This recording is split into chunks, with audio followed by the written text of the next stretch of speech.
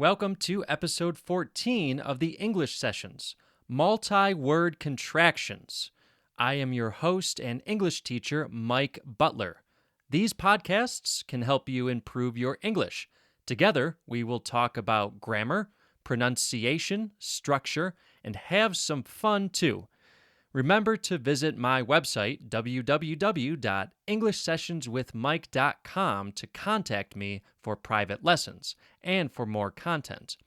You can also read the transcript of this audio on the website as you listen to this episode. Today's lesson is for advanced learners. Listen for these words today. Proper. Something proper is something that is conventional, established, and official. We have proper English, the English that we are told to speak, and informal English, the English that we actually use all the time. Breakdown. In today's context, breakdown just means an analysis or explanation of something. Reach out. To reach out is a phrasal verb. That means to contact someone, often for help with something. Let's continue our series on contractions. As a reminder, a contraction is a word that is a combination of two or more words. Don't is a very common contraction. It is the contraction of do not. If you remember, in episode 3, I told you that goodbye is a contraction. That's right. It is a contraction of God be with you. Today, we will focus on other words that are contractions of at least 3 or more words. Some multi-word contractions are very common and proper, like goodbye, and some are much more informal, like imma from episode 5. Imma is I'm going to. Listen to episode 5 for some examples with imma. Here's a challenge. I'm going to say a few sentences with several informal multi-word contractions. Try to guess what words I'm using within these contractions. Howdy, everybody. It looks like Mary is late to the meeting again. She'd have been here by now if she'd followed my directions to the meeting place. Who'd have thought she'd be late 3 times in a row? In all fairness, maybe we shouldn't have changed the location of the meeting so many times. John, you ain't heard from her, have you? No? Okay. Well, do y'all want to start without her? Okay, was that difficult to understand? I will say it again. Howdy, everybody. It looks like Mary is late to the meeting again. She'd have been here by now if she'd followed my directions to the meeting place. Who'd have thought she'd be late 3 times in a row? In all fairness, maybe we shouldn't have changed the location of the meeting so many times. John, you ain't heard from her, have you? No? Okay. Well, do y'all want to start without her? Okay. That was a lot of informal language. Here is a breakdown of the list of multi-word contractions. Howdy. Howdy is a contraction of how do you do? In other words, I'm just asking, how are you? This is a common greeting in some parts of the United States. In fact, the history of this contraction tells us that it was originally from how do ye? Do you remember this pronoun ye? I mentioned it in episode 5. It is not common in modern English. She'da is a contraction of she would have. Who'da is a contraction of who would have.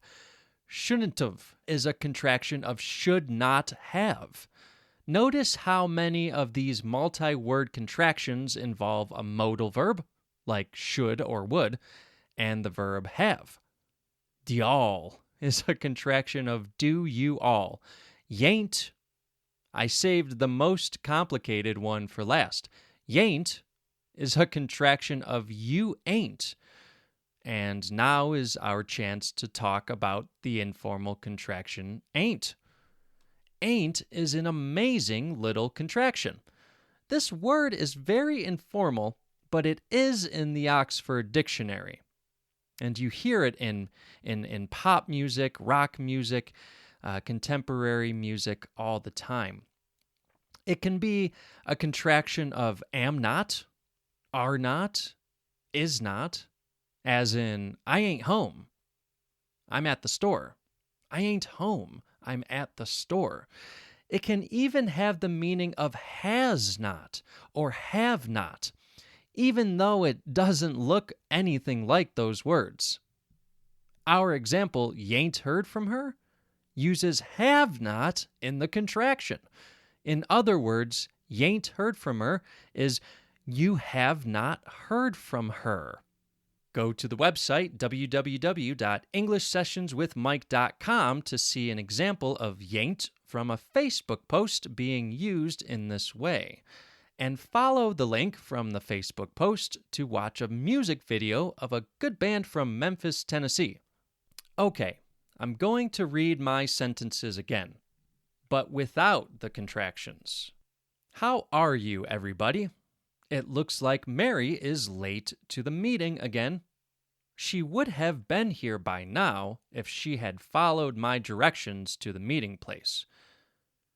Who would have thought that she would be late 3 times in a row? In all fairness, maybe we should not have changed the location of the meeting so many times. John, you have not heard from her, have you? No? Okay. Do you all want to start without her? Was that a little bit easier to follow? Let's try again with the contractions. Howdy, everybody. It looks like Mary is late to the meeting again, and she'd have been here by now if she'd followed my directions to the meeting place. Who'd have thought she'd be late 3 times in a row? In all fairness, maybe we shouldn't have changed the location of the meeting so many times. John, you ain't heard from her, have you? No? Okay. Do y'all want to start without her? Remember, today's lesson may be difficult for students who are not advanced learners. I used some pretty complicated conditional structures here. Remember to go to the website for a transcript of this episode and reach out to the podcast if you have any questions. Here is a comment left by our French learner Renaud. He left a comment on the website for the episode about the silent H in English. There were a couple minor errors that I found in the original message, so I changed some of the words in his comment. Go to the website to read the original comment and my corrections. I encourage you to ask me about the corrections that I made. Here are clues.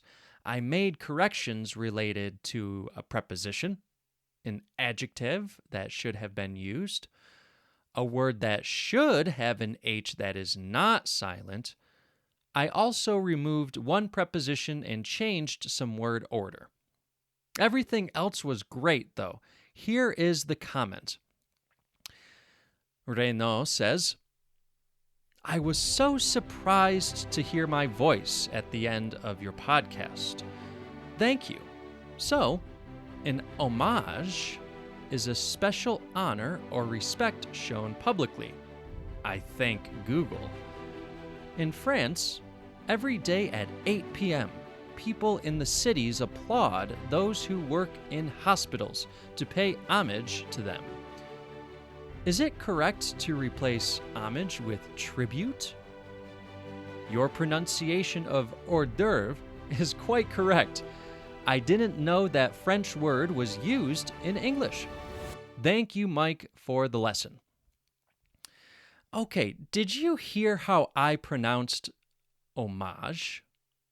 I instinctively wanted to say homage for the first time it was mentioned in Renaud's comment, but felt that it was normal to say homage when the word was used after the verb pay. This word keeps coming up in so many episodes that I decided to address the difference in pronunciation here. I used the Oxford Dictionary from my pronunciation guide. According to the Oxford Dictionary that I have on my computer, homage, with the main syllable stress or emphasis on the first syllable, not the second. My dictionary tells me that this is the accepted pronunciation for both British and American English. However, I cannot deny the fact any longer that I most definitely hear homage all the time. If we reference a different resource, the often cited Merriam-Webster dictionary, we see that homage is an accepted way to pronounce this word.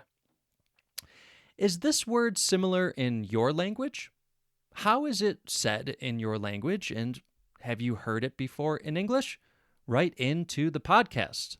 Let's have a discussion. And the answer to Renaud's question: yes, tribute is a synonym for homage. A synonym is a word that has a very similar meaning to another word. There are many of these in English. In fact, we often use the same verb, pay, with tribute as well. For example, the event paid tribute to the great jazz legend John Coltrane. In other words, the event organizers wanted to show respect for John Coltrane, perhaps by playing his music or talking about his amazing life. Both homage and tribute have their roots in Latin, as many English words do. The root words in Latin that homage or homage and tribute are based on have pretty different meanings, though. If your native language is a Latin-based language, write into the podcast so we can discuss these two words. For example, is there a difference in meaning between the two Spanish words homenaje and tributo? Are they used in different contexts? Sometimes in English, two words can be so similar in meaning that the only difference is the context in which they are used, and perhaps the sentence structure and other words that are paired with it. As I've said before, the study of the history of words is called etymology, and boy oh boy do I enjoy this subject. One more thing, a recording from Anya. Hi, Mike. Anya here from Poland. Thank you very much for your podcast. It was easy to understand, so I'm waiting for another one. Thanks. Some kind words and some great English sentence structure too, Anya. Thank you. That's all for today. Any questions? Write to me at mike@englishsessionswithmike.com. Leave a message for me on the website, www.englishsessionswithmike.com, and I will play it on the podcast. Make sure to subscribe to this podcast so you won't miss an episode. Visit www.englishsessionswithmike.com for more content. The English Sessions is now on Facebook. You can find a link to the Facebook page on our website. Please rate and review the podcast on Apple Podcasts, Spotify, or wherever you get your podcasts. Until next time, this is Mike signing off.